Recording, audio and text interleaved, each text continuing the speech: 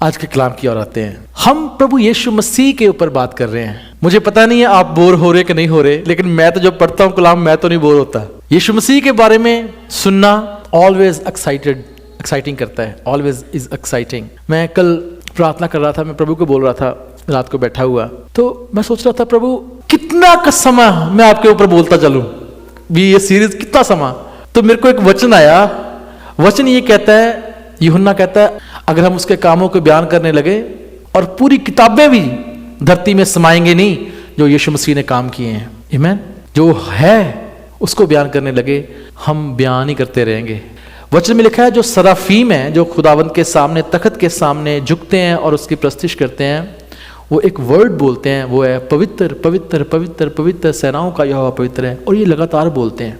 पता क्यों बोलते हैं? वो इसलिए बोलते हैं क्योंकि जब वो खुदा के कामों को देखते हैं धरती के ऊपर होते हुए, जब वो खुदा के कामों को देखते हैं आकाश में होते हुए, जब वो खुदा के कामों को देखते हैं इस ब्रह्मांड में, इस क्रिएचर में, यूनिवर्स में होते हुए, जब वो देखते हैं एक एक जीवन में खुदा का हाथ, वो कभी रुकते ही नहीं है। वो लगातार कहते हैं पवित्र पवित्र पवित्र पवित्र सेनाओं का यहोवा पवित्र है। आमीन। वो रुकते नहीं है, इस करके वो चुप ही नहीं होते, क्योंकि जब उसके कामों को देखते हैं तो वो उसकी महिमा करते हैं। आमीन। तो अगर हम उसके कामों को देख के उसकी महिमा करने लगे तो हम भी एक ही रट लगा के बैठ जाएंगे, पवित्र पवित्र पवित्र सेनाओं का यहोवा पवित्र है, और कोई आदर के योग्य नहीं है, केवल वही आदर और महिमा के योग्य है। आमीन। This is the glory of God. यह है हमारे प्रभु यीशु मसीह की महिमा। आमीन। कुछ संडे से लगातार मैं इस पे बोल रहा हूं, मैं आपको सिर्फ रिवाइज करवाने के लिए कुछ एक बातें बोलता हूं, फिर उसके ऊपर कलाम के ऊपर आते हैं। हमने बात की थी यीशु मसीह परमेश्वर का इमेज है, उसका प्रतिरूप है। आपको याद है?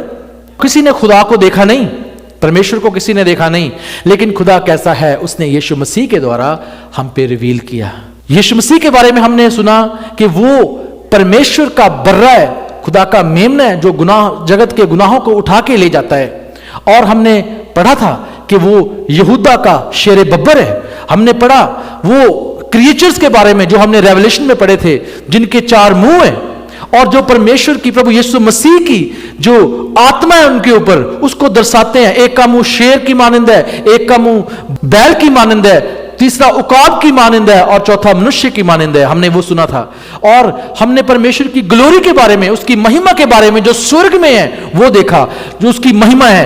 और हमने उसकी ब्यूटी को देखा कि उसके जो बाल हैं, उसकी जो आंखें हैं वो कबूतरों की मानंद है, उसके जो बाल हैं वो सुनहरी हैं, है ना, उसके सिर के ऊपर मुकुट है। हमने उसकी महिमा को देखा है इस कलाम के दौरान। और हमने देखा कि पतरस ये लिखता है कि हमने उस पवित्र पहाड़ के ऊपर प्रभु यीशु मसीह के जलाल को देखा, जब एलिया और मूसा यीशु मसीह से मिलने के लिए आए।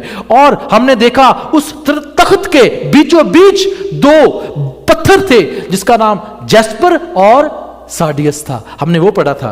और उसके बाद प्रभु यीशु मसीह ने बोला, मैं ही मार्ग हूं, मैं ही सच्चाई हूं, मैं ही जीवन हूं। हमने देखा कि मार्ग, सच्चाई और जीवन का मतलब क्या है। और हमने जाना कि यीशु मसीह परमेश्वर का नॉलेज है। He is the knowledge of God. जब हम प्रभु यीशु मसीह में आ जाते हैं, वी आर बीइंग, हम हर दिन प्रभु की नॉलेज में, खुदा के ज्ञान में, कलाम में बढ़ते चले जाते हैं। उसके बाद हमने गौर किया था यीशु मसीह अच्छा चरवाहा है, वो अपनी भेड़ों को फेर के लेके आता है, और जो भेड़ें उसके गला की नहीं है उनको भी जाके वो लेके आता है। और हमने खोजा के बारे में पढ़ा था, याद है?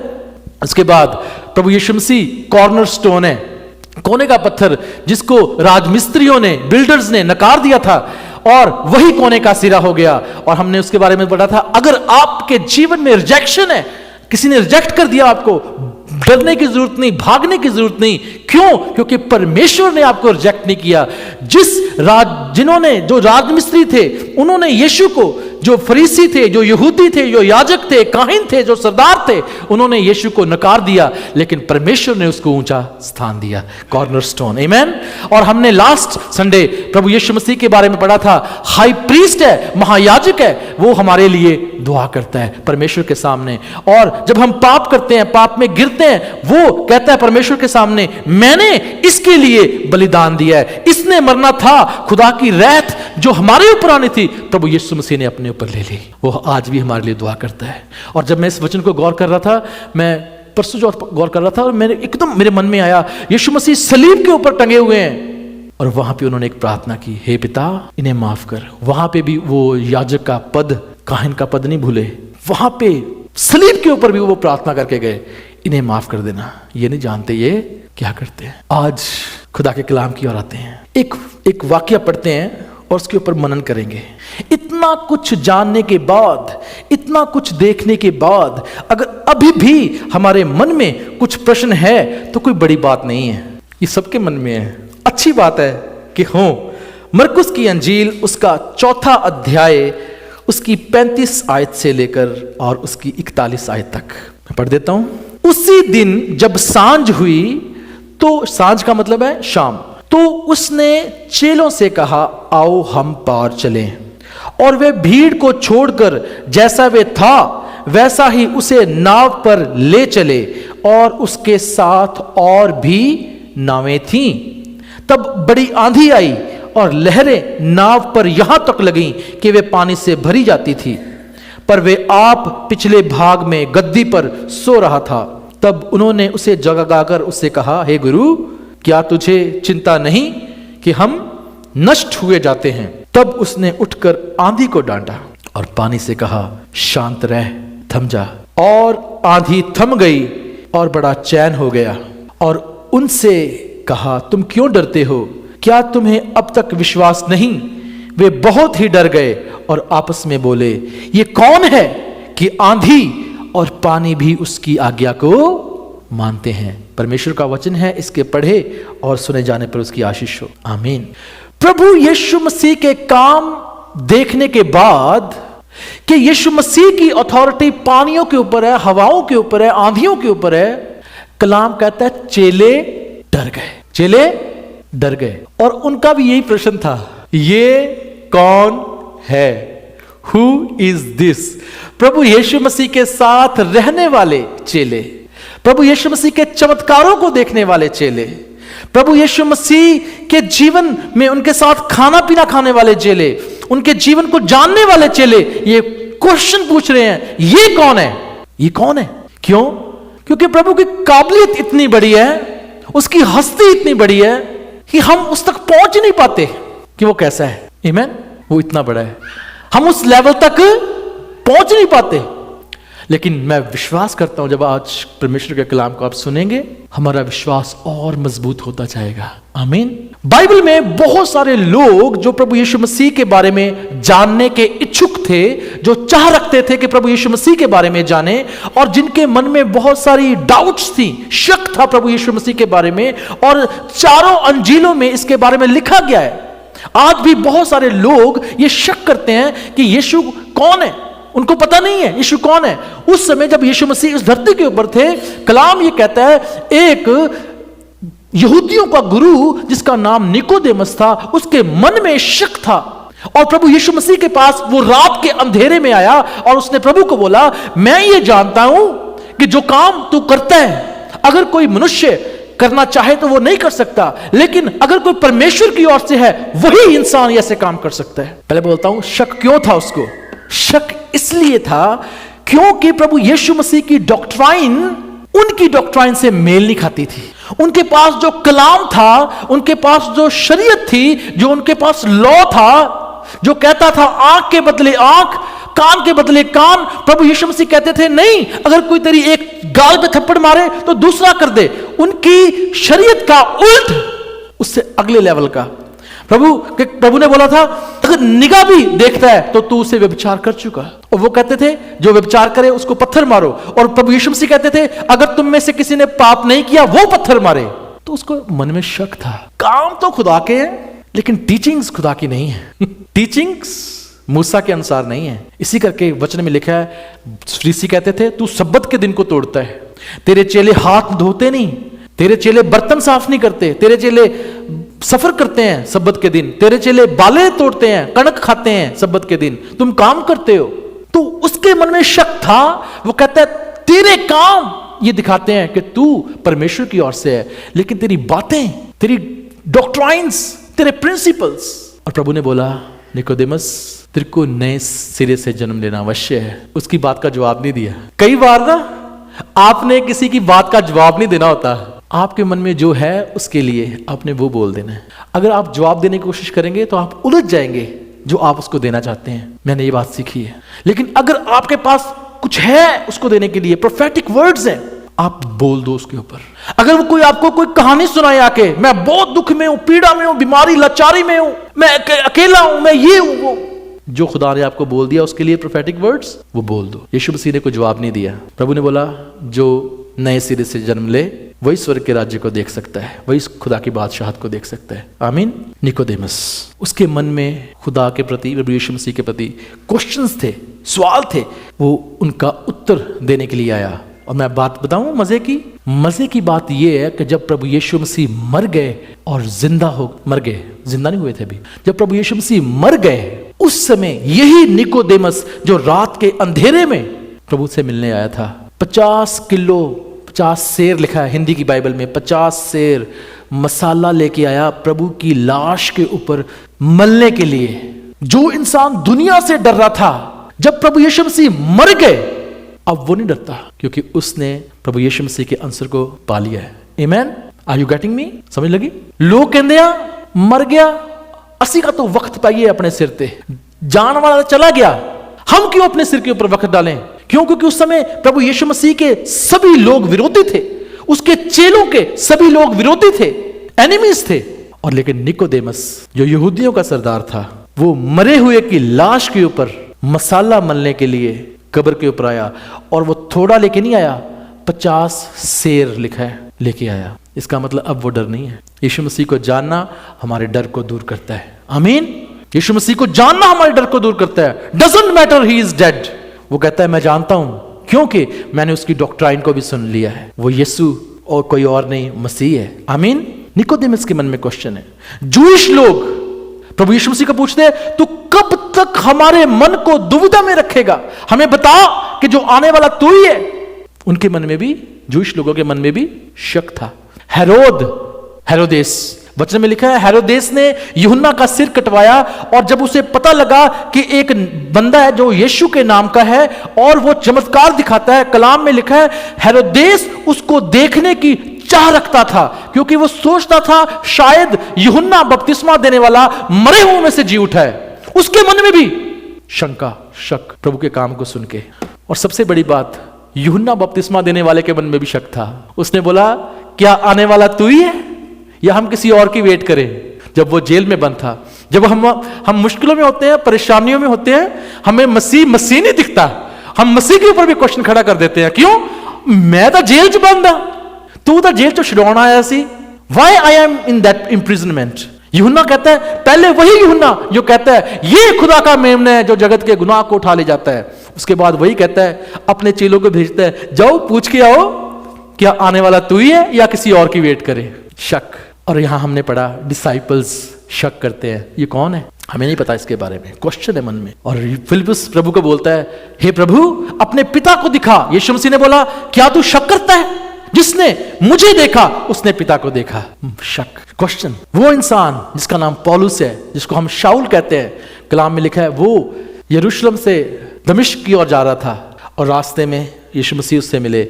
उसका भी यही क्वेश्चन था, तू कौन है? यीशु मसीह ने कहा मैं यीशु हूं। आमीन। और जब उसने बताया मैं यीशु हूं, लिखा कलाम कहता है उसका जीवन बदल गया। वो इंसान जो कलीसिया को सताता था, आज वो कलीसिया को बनाने वाला बन गया। आमीन।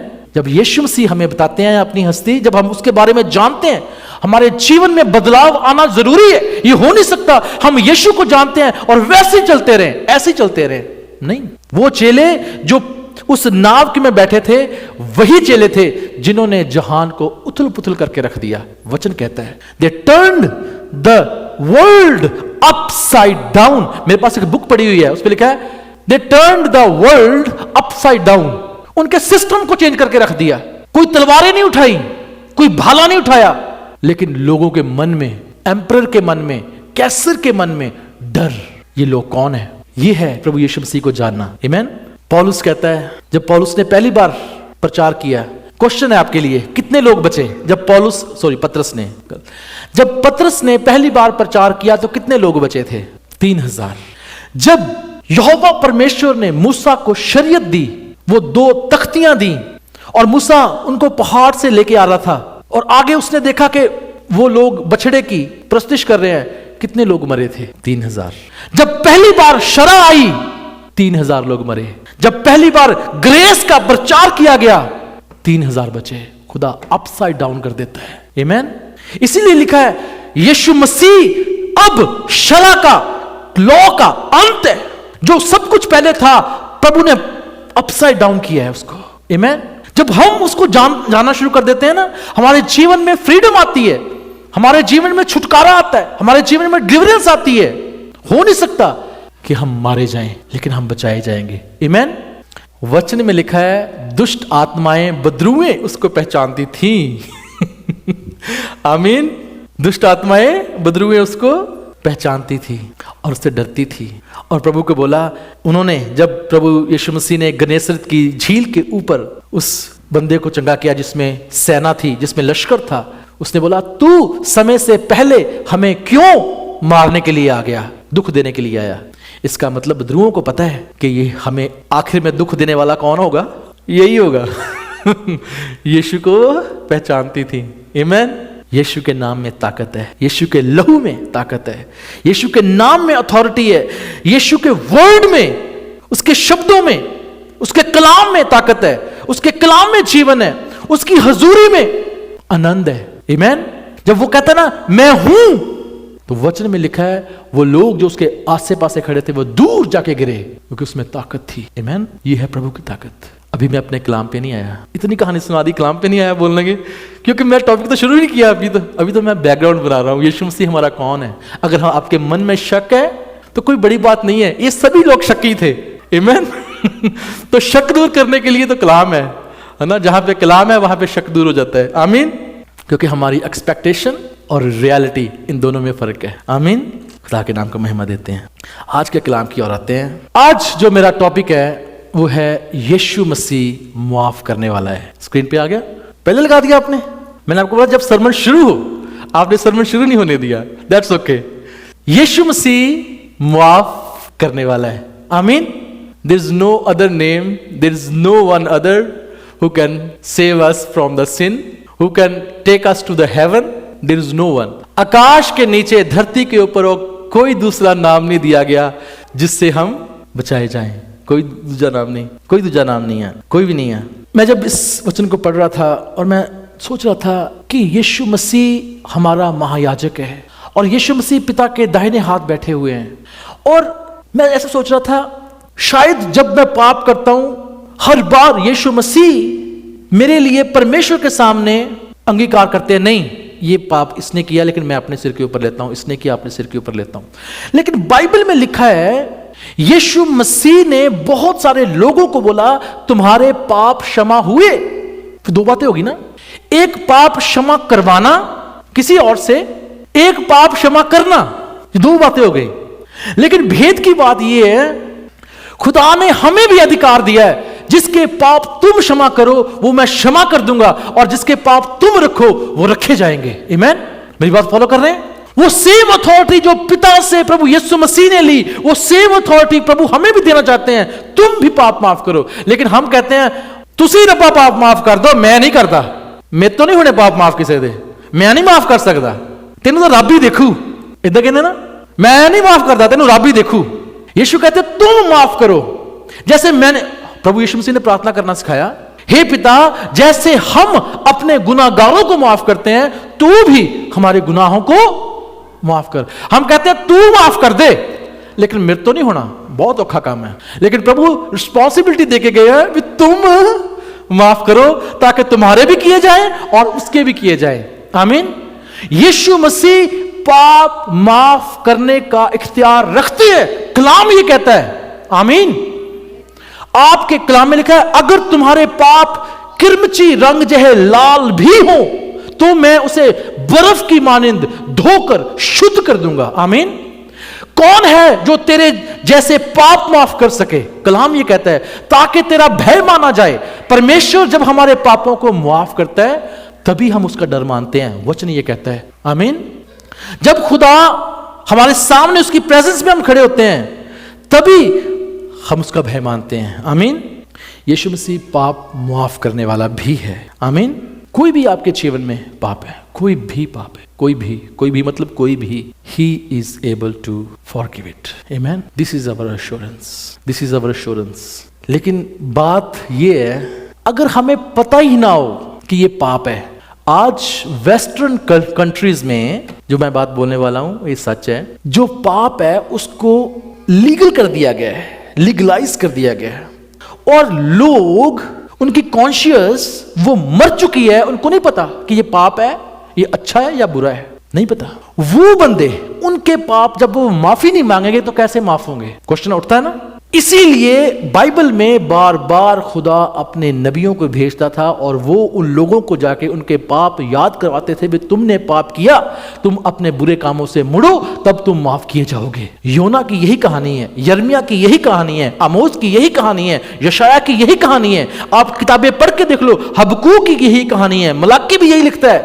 तुम लोग पाप कर रहे हो और अपने पापों से फिरो। और वो फिर पापों की लिस्ट लिखते हैं, ये पाप किया, वो पाप किया, ये पाप है, वो पाप है। और वहां पे मोस्टली जो पाप है वो लिस्ट में लिखे हुए हैं, आप पढ़ लेना वहां पे। और वो उनको पता ही नहीं है कि वो पाप कर रहे हैं। अब जिस बंदे को पता नहीं कि वो पाप कर रहा है, बात तो वही है ना, अगर गिलास में कोई गंदा पानी आ गया, चाहे मेरे को पता है चाहे नहीं पता, वो मेरा पेट तो खराब करेगा ही ना, वो मेरा पेट तो खराब करेगा।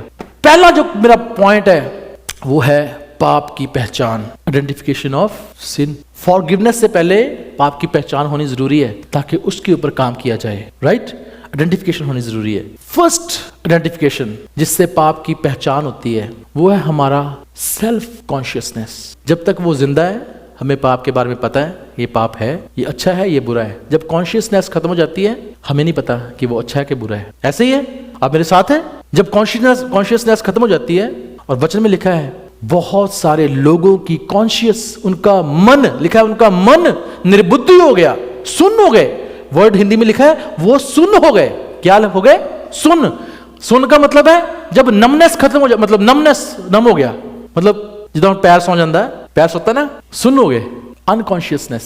और वचन ये कहता है कॉन्शियसनेस कलाम के द्वारा हमें मिलती है। जो मैं काम कर रहा हूं आपके अंदर, ये कॉन्शियसनेस को जगा रहा हूं। ये बुरा है, इसको छोड़ो, ये भला है, इसको पकड़ लो, ये अच्छा है, ये बुरा है, ये अच्छा है, ये बुरा है। और ये कॉन्शियसनेस है। और ये कैसे जागती है?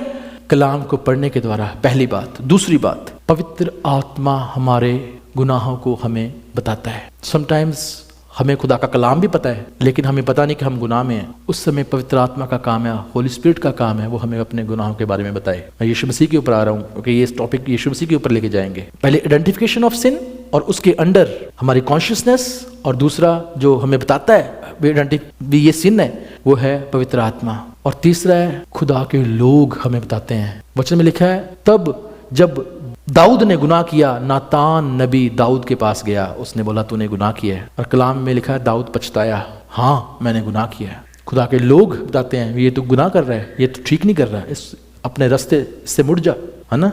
3 चीजें मैंने बोली। पाकरू कैसे बताता है? पाकरू आपके ऊपर तोहमत नहीं लगाएगा, पाकरू आपको कन्विक्ट करेगा, आपको तोड़ेगा ताकि आप रिपेंट करें। आमीन। वचन में लिखा है यीशु मसीह के पास एक औरत को लेके आए जो गुनाह करते हुए पकड़ी गई थी, और मूसा की शरह ये कहती थी कि उसके ऊपर पथराव करो।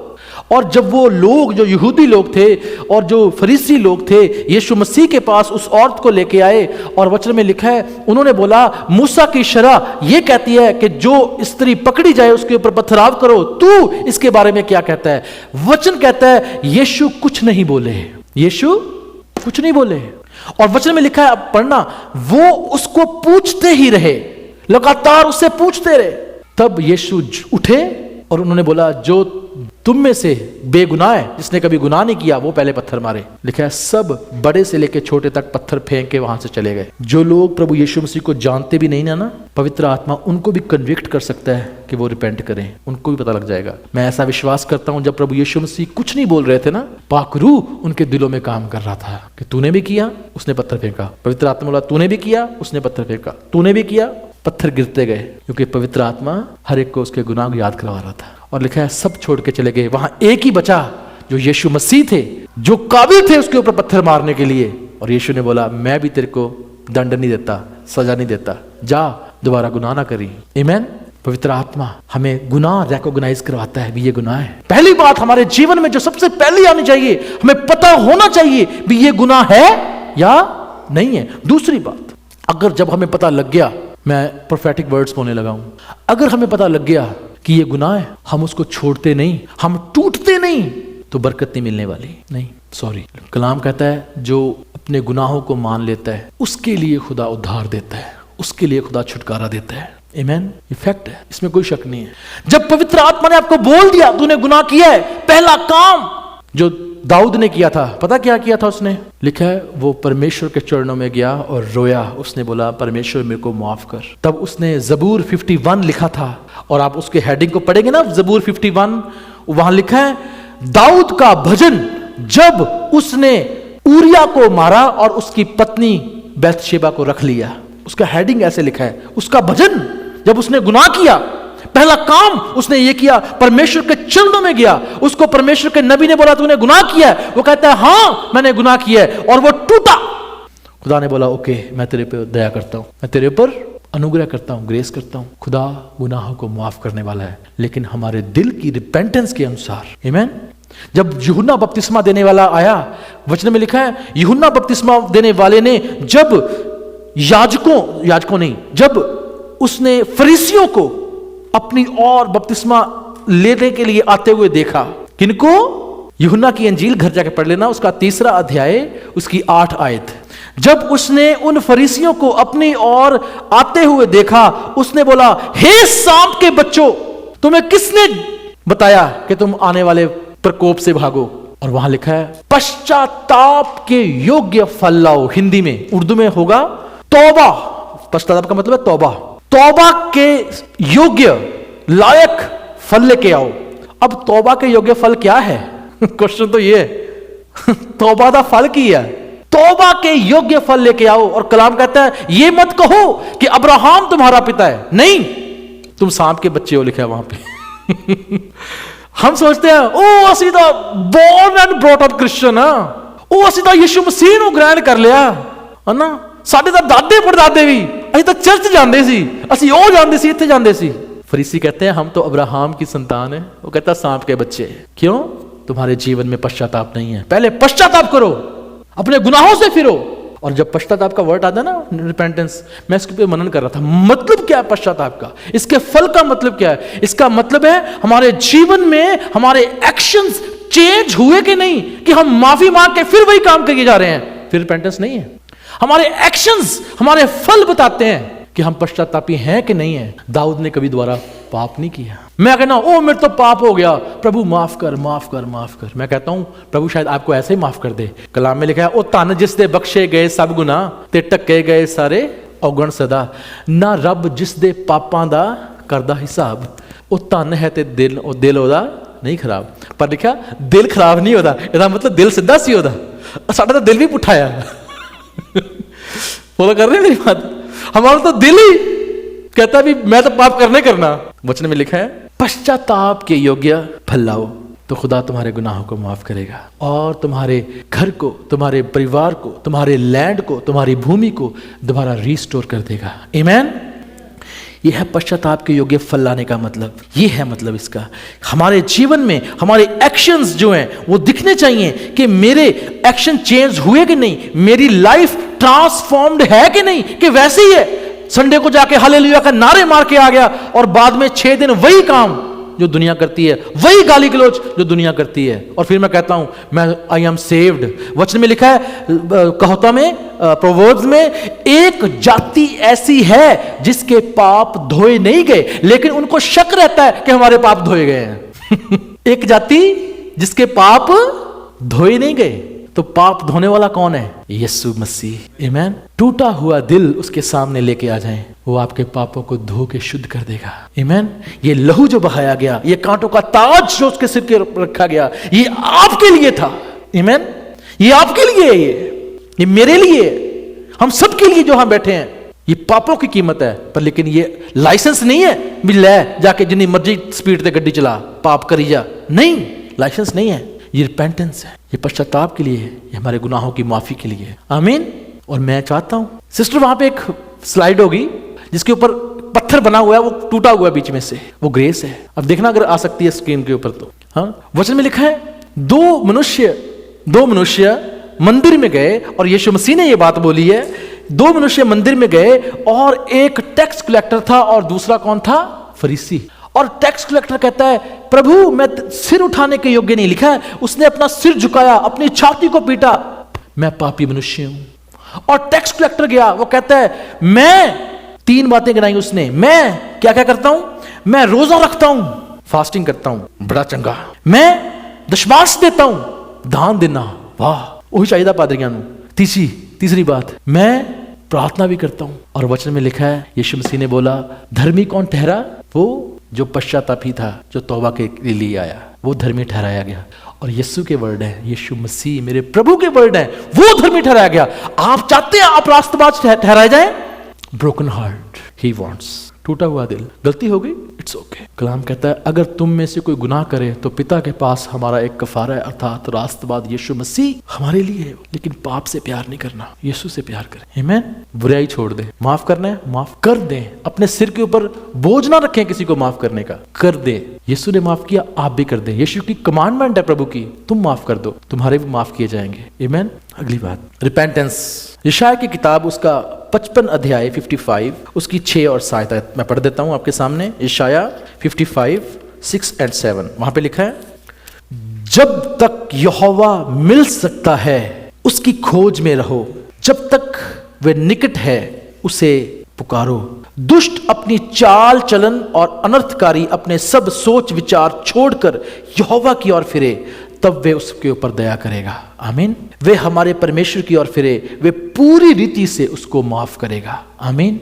यहां पे 4 बातें लिखी हुई हैं माफी के लिए, साफ करने के लिए। पहला है सीक द लॉर्ड, यहोवा की खोज करो, यहोवा दी खोज करो, पूरे मन से उसकी ओर लगे रहो। मैं ये बात जानता हूं और मैं अपने जीवन में इसको अप्लाई करता हूं। जब तक आप यीशु मसीह की प्रेजेंस में बने रहते हैं, आप ग्रेस में रहते हैं और पाप आपके जीवन के पास नहीं आ सकता। वचन में लिखा है जो बाड़ा तोड़े उसको सांप डसेगा जेड़ा बाड़ा तोड़े ओनू सप डसूगा। हमने वो बाड़ा नहीं तोड़ना, यीशु के बाड़े में रहना है। आमीन। उसकी प्रेजेंस में रहना है, और उसकी प्रेजेंस फेलोशिप में है। आप आत्मिक लोगों के साथ फेलोशिप करें, वो आपको उठाने वाले होंगे। जब एक गिर जाए दूसरा उसको उठाएगा। कलाम ये कहता है फेलोशिप बहुत जरूरी है, बहुत जरूरी है फेलोशिप। क्यों? क्योंकि हम दुनिया में जाते हैं, चांसेस हैं। कलाम ये कहता है जो बाड़ा तोड़े सांप उसको डसेगा। अगर बचना चाहते हैं पाप से, यीशु की शरण में आ जाएं, यीशु की फेलोशिप में आ जाएं। आमीन। प्रभु ने इसलिए बोला तुम संगति करो, है ना। मेरे एक भाई थे, खुदा के अच्छे सेवक हैं, पर उन्होंने कभी संगति को महत्व नहीं दिया, कभी नहीं महत्व दिया, है ना। ये गलती है, एक्चुअली गलती है। संगति से बाहर जाना एक्चुअली गलती है, मैं ऐसा मानता हूँ। मेरे पास जीवित गवाहियां हैं, है ना। मैं बोलना अभी नहीं बोलूंगा, कभी बाद में पूछना मेरे से, पर्सनल गवाही है, बाद में पूछना, लेकिन संगति में रहना जरूरी है। राइट। पहला उसकी खोज करो, दूसरा उसके नाम को पुकारो, तीसरा अपनी चाल चलन से फिर आओ, वापस आओ, अपने एक्शंस चेंज करो, और चौथा है उससे माफी मांगो, अपनी चाल चलन से मुड़ाओ, और लिखा उसको पुकारो। 3 बातें हैं, पहला उसकी ओर फिरो, दूसरा उसको पुकारो, और तीसरा अपने चाल चलन से मुड़ो। यीशु मसीह के पास आने, तब वो तुम्हारे पापों को क्षमा करेगा और तुम्हें रिवाइव कर देगा, रिस्टोर कर देगा। यीशु मसीह के लिए लिखा है कि हम कलीसिया उसकी दुल्हन है। कितनों को ये बात पता है? पता है सबको? इफिशियंस में लिखा है, वो गीत है ना, अपनी दुल्हन को लेने यीशु राजा आएगा, जिनके जामे लहू से धुले हैं संग ले जाएगा। अपनी दुल्हन को लेने यीशु राजा आएगा। यीशु राजा अपनी दुल्हन को लेने आ रहा है, और उसकी दुल्हन, कलाम ये कहता है, स्पॉटलेस होनी चाहिए, बिना दाग बिना झुर्री होनी चाहिए।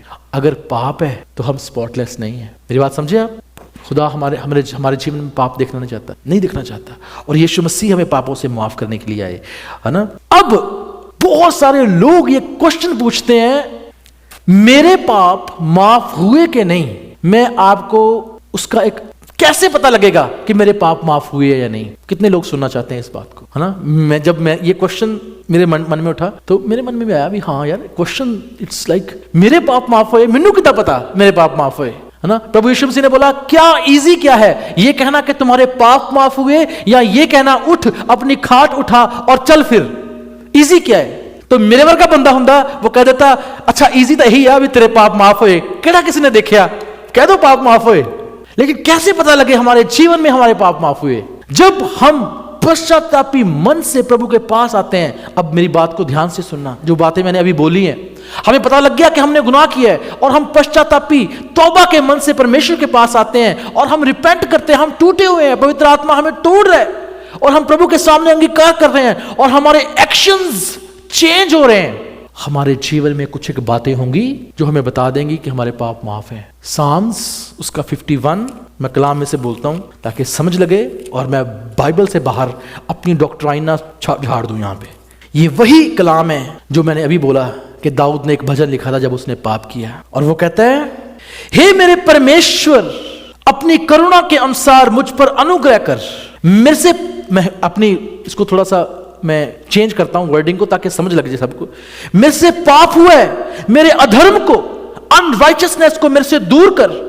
और वर्ड सेकंड, मेरा पाप छुड़ाकर मुझे शुद्ध कर, साफ कर। और वो कहता है मैंने पाप किया है तेरे विरुद्ध, और उरिया के विरुद्ध भी किया, उसने उस औरत के विरुद्ध भी किया। सेम जब हम पाप करते हैं, एक नई डॉक्ट्राइन आई है अमेरिका में, वेस्टर्न कंट्री में, किसी को तंग ना करो, जो मर्जी करो। हम कौन सा किसी को तंग कर रहे हैं? ऐसे ही है ना, don't bother anybody, you do whatever you feel like. ऐसे ही ना, एक नई चीज आई है, किसी को तंग नहीं करना। दाऊद कहता है जब पाप है ना, वो सिर्फ परमेश्वर के विरुद्ध नहीं है, दुनिया के विरुद्ध भी होता है, राइट? मेरे पाप हमारे आसे पासे की भूमि को भी श्रापित करते हैं। बाइबल ये कहती है अगर हम पाप कर रहे हैं तो सिर्फ मैं पाप नहीं कर रहा, उसका असर मेरे पे नहीं है। वचन में लिखा है आदम के ऊपर एक श्राप दिया गया परमेश्वर की ओर से। वो श्राप क्या था? लिखा है प्रभु ने, भूमि तेरे करके श्रापित है। हालेलुया, मेरी बात समझे आप? पाप किसने किया? आदम ने। श्रापित कौन होया? धरती। भूमि तेरे करके श्रापित है। अब वो तेरे लिए पहले फल उगाती थी, अब वो ऊंट कटारे उगाएगी, झाड़ियां उगाएगी, थ्रॉन्स उगाएगी, कांटे उगाएगी। जब हम पाप करते हैं, वो पाप हमारे सिर्फ निजी जीवन में नहीं, हमारे घर में, हमारे फाइनेंसिस के ऊपर, हमारे बंधन में दिखता है। हमारे बंधन जो दिखते हैं ना, वो पाप हैं, पाप की वजह से हो सकते हैं। आप फॉलो कर रहे हैं मेरे को? हमारा अगर आत्मिक लेवल ऊपर को जा रहा है, दैट मीन्स हम उस बंधनों से आजाद हो रहे हैं। पाप की पहचान कैसे है कि मैं पाप से आजाद हो चुका हूं? दाऊद कहता है जो हड्डियां तूने तोड़ डाली उनको रिस्टोर कर दे। आमीन। खुदा आपके कामों को रिस्टोर कर देगा। आमीन। आपके जीवन को परमेश्वर रिस्टोर करना शुरू कर देगा।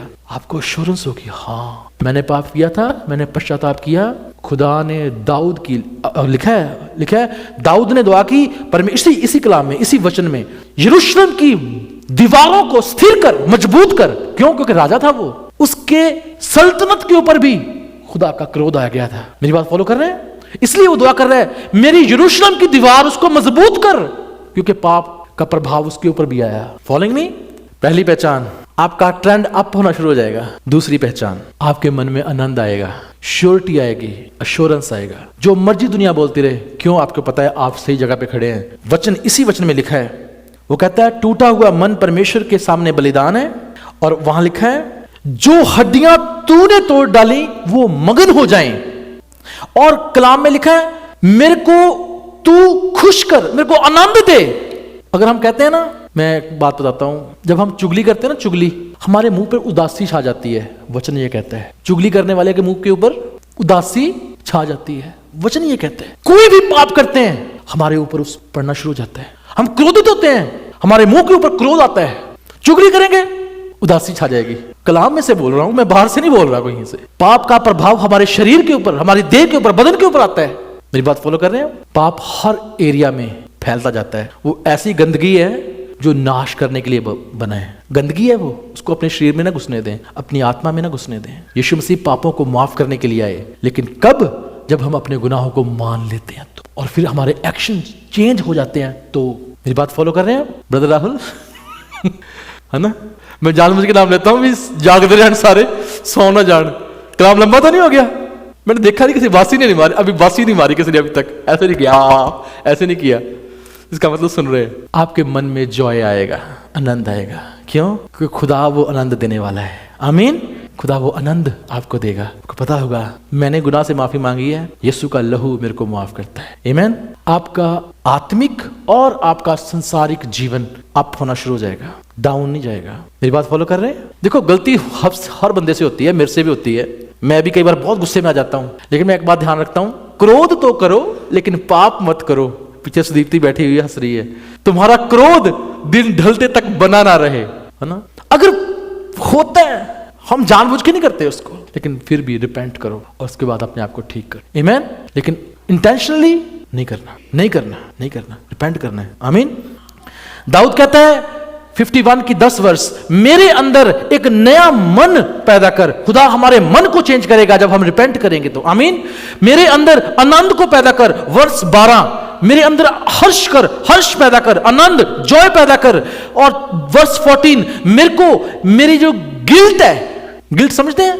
गिल्ट को क्या कहते हैं? मेरे जीवन में जो चीजें मेरे को मारती हैं, ठोकरें मारती हैं, जो मेरे अंदर शर्म है, शर्म नहीं, वर्ड क्या होता है? पछतावा, है ना, उसको दूर कर। पछतावा नहीं, कुछ गिल्ट का मतलब होता है कि मैंने गलती की है। गिल्ट खुदा हमारे जीवन से दूर कर देता है। ये एश्योरेंस है कि खुदा ने आपको माफ कर दिया। शैतान बोलेगा तू गलती की थी, तू माफ नहीं होगा। शैतान बोलो दौड़ जाए तो, क्योंकि मेरे पाप माफ हुए हैं। आमीन। मैं माफ किया गया हूं। और खुदा लिखा है वर्ष 18, यरूशलेम की दीवारों को दोबारा खड़ी कर देगा। टूटी हुई दीवारों को खुदा बनाएगा, आपके घर को खुदा बनाना शुरू कर देगा। आमीन। और हम सोचते हैं, मैं एक नई बात बोलने वाला हूं आपसे, हम सोचते हैं हमसे पाप हो गया, जाके चर्च में, बाकी धर्मों के लोग ऐसे सोचते हैं, जाके मंदिरों में, गुरुद्वारों में जाके दान दे दो, चंगे काम करो तो पाप माफ। ऐसा ही है ना? बाइबल ऐसे नहीं सिखाती, बाइबल ऐसे नहीं सिखाती। पाप माफ करने के लिए आपके कर्म नहीं है, पाप माफ करने के लिए प्रभु यीशु मसीह का लहू है। आमीन। आपके कर्म, आपका बलिदान सबसे लास्ट में आता है। और लास्ट वर्ष पढ़ते हैं, लिखा है तब तू धर्म के बलिदानों से, अर्थात सर्वांग पशुओं की बलि से प्रसन्न होगा। आखिर में बलिदान है, आखिर में हमारी कुर्बानी है, आखिर में थैंक यू करना है प्रभु को। यह है हमारी कुर्बानी, होठों की कुर्बानी। हम सोचते हैं पहले जाके बाप कितना पहले जाके कर लिए, पश्चाताप कर लिए, कितना पैसे देने जाके रब नू नहीं चाहिए, खुदा को आप चाहिए, पैसे नहीं। आमीन। मेरी बात फॉलो कर रहे हो? कई टू मच यूट्यूब ते इन्ना गंद। कोई पादरी साहब सीगे, साहब तो कहना चाहिए, पादरी सी, कोई पादरी भी नहीं कहना चाहिए क्योंकि है नहीं सी। पादरी का मतलब शेपर्ड, राइट। यूट्यूब पे चैनल खोले हैं, 2-4 बंदे खड़े करते। मैं किसी के खिलाफ नहीं हूं, लेकिन अगर कोई गलत है तो मैं उसके खिलाफ हूं। वो बंदे ने बोला बहन को, जा नमक दी, वो ले पैकेट नमक ले, नमक, और उसको कुछ बताया भी कहां जाके गिरा के आ, ताकि तेरे घर के ऊपर से श्राप दूर हो जाए। मैं तो हैरान, लोग लब किथों लेंदे इदां दे लोकां नूं। मेरी बात फॉलो कर रहे हैं?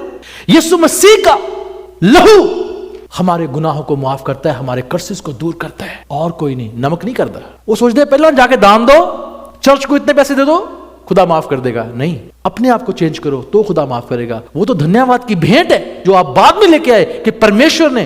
मैं आपको बताऊं एक बात, कलाम से सीखी है मैंने। वचन में लिखा है हमारे अंदर जो रिपेंटेंस है, खुदा का ग्रेस हमारे अंदर रिपेंटेंस को लेके आता है। रोमन्स उसका 2 अध्याय उसकी 4 आयत। क्या तू नहीं जानता कि परमेश्वर का ग्रेस, खुदा का फजल तुझे रिपेंटेंस के लिए, तौबा के लिए मायल करता है। उर्दू में लिखा है उसका ग्रेस है जो हमें रिपेंटेंस की ओर लेके आता है। पतरस को प्रभु यीशु मसीह ने बरकत दी।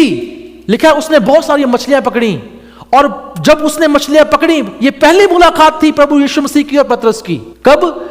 जब पतरस सारी रात मछलियां पकड़ता रहा और एक भी मछली हाथ नहीं लगी, उसके एक भी मछली हाथ नहीं लगी। और वचन में लिखा है प्रभु यीशु मसीह ने बोला चल पतरस मछली पकड़ने चलते हैं। और जब वो मछली पकड़ने के लिए गए, बहुत सारी मछलियां आ गईं। और जब बहुत सारी मछलियां आ गईं, लिखा है उनके जाल फटने लगे। और जब उनके जाल फटने लगे तो पतरस को मालूम हुआ कि मैं पापी हूं। उसने बोला प्रभु मेरी नाव में से निकल जा, क्योंकि मैं पापी हूं। अब प्रभु ने तो उसको कुछ नहीं बोला था। परमेश्वर की ग्रेस हमें रिपेंट करवाती है, हमें रियलाइज करवाती है कि वो कितना महान है और हम कितने गिरे हुए हैं। मेरी बात फॉलो कर रहे हैं? जब आप उसकी हैसियत को, उसके कामों को अपने जीवन में देखेंगे, तब हम उसको ये सर्वांग बलियां चढ़ाएंगे, उसको धन्यवाद की भेंट चढ़ाएंगे। जब वो हमारे पापों को माफ कर देगा, तो पाप माफ करने के लिए हमें दान पुण्य बलिदान देने की जरूरत नहीं है, वो यीशु मसीह ने दे दिए हमारे लिए ऑलरेडी। पाप माफ हो चुके हैं, तब हमने धन्यवाद देना परमेश्वर का।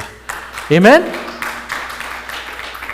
यहां उल्टा प्रचार उल्टा होता है, जी सुखना सुख लो रब दे घर च, रब पाप माफ कर दू।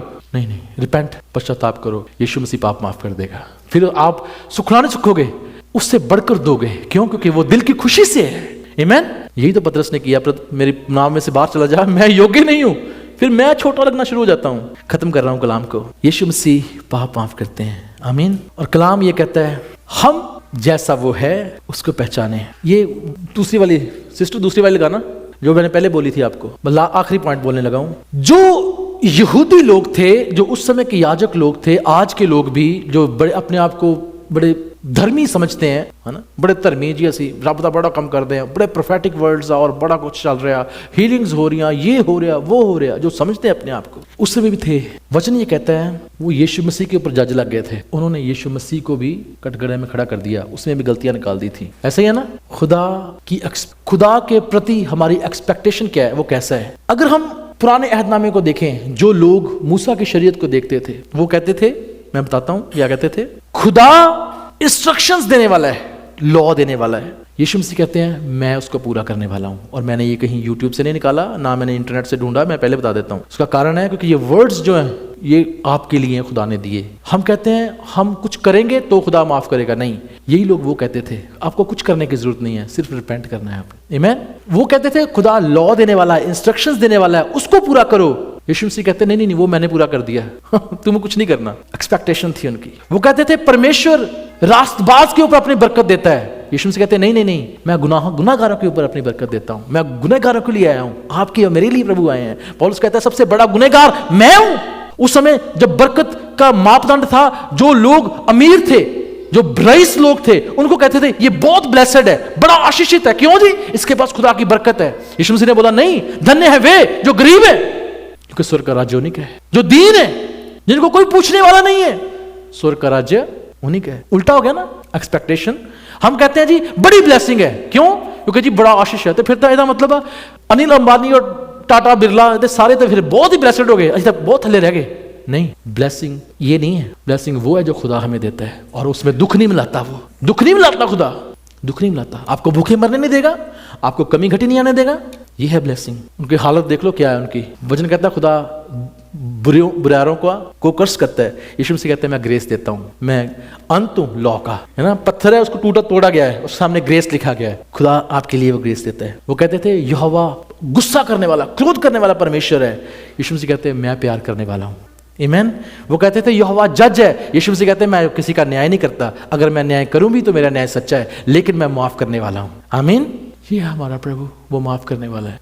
हमेशा एक बात याद रखें, कोई गुनाह माफ नहीं कर सकता। आपके गुनाह प्रभु यीशु मसीह ने माफ किए हैं, और आपने एक काम करना है। वो काम ये करना है, प्रभु को बोलना, प्रभु मैं टूटे हुए हृदय से आपके पास आता हूँ। आपका वचन कहता है टूटा हुआ हृदय आपको चाहने योग्य है, और तब जो हड्डियां आपने तोड़ी हैं, जो मेरे साथ बुरा हुआ अब तक, आप उसको रिस्टोर करते हैं। टूटा हुआ हृदय प्रभु को चाहने योग्य है। रिसिस्ट ना करें, झुक जाएं, आंखों को बंद करें, स्वरों को झुकाएं। पवित्र आत्मा जी आप अपने बच्चों के ऊपर अनुग्रह करें। मेरी दुआ है अब्बा, वो गुनाह जो हमारे जीवन में ऐसे हैं जो हमें नहीं पता कि हमसे हुए हैं, पवित्र आत्मा आप हमें बताएं और हमें कन्विक्ट करें, हमें ब्रोक करें, ताकि वो श्राप हमारे जीवन से दूर हो जाए। मैं दुआ करता हूं प्रभु, हर वो गुनाह आपके बच्चों के जीवन से दूर हो जाए पिता परमेश्वर, और एक भी गुनाह इनके ऊपर ना रहे। और अब्बा मैं प्रार्थना करता हूं हम सब आपके ग्रेस के, आपके अनुग्रह के लिए, आपके फजल के लिए प्रभु हम भूखे और प्यासे हैं। We need your grace because you are the forgiver of the sins lord. आप गुनाहों को माफ करने वाले परमेश्वर हैं, और प्रभु और कोई नहीं, और कोई नहीं। आप अपने बच्चों को ऊपर उठाएं, और ये आनंद, ये विक्ट्री, ये प्रभु रिजॉयस, और खुदा बाप जी ये रेस्टोरेशन इनके जीवन में दिखनी शुरू हो जाए पिता परमेश्वर। Yes Lord. पवित्र आत्मा आप कार्य करें। महिमा आपके नाम को देते हैं, जलाल आपके नाम को देते हैं। आप अपने बच्चों का निर्माण करें। जो दीवारें गिरा दी गई हैं प्रभु, इनके चारों तरफ वो दीवारें खड़ी होनी शुरू हो जाए पिता परमेश्वर, ताकि वो उस ग्रेस में वापस आ जाएं जिसमें से ये बाहर चले गए। क्योंकि आप उन भेड़ों को ढूंढते हैं जो अलग हो गई। क्योंकि आपका कलाम कहता है मैं खोई हुई भेड़ों को ढूंढने के लिए आया हूं। जैसे प्रभु आपने उस खोजा के जीवन को बदल दिया पिता परमेश्वर, जो टूटा हुआ था, जो प्रभु परमेश्वर की हैकल के में ठोकर खा के आया था, आपने उसके जीवन को बदल दिया मेरे अब्बा। मैं दुआ करता हूं आपके बच्चे रिस्टोर हो जाएं, इनके मन रिस्टोर हो जाएं और प्रभु हर तरह की प्रभु जी ब्रोकननेस इनके जीवन से दूर हो और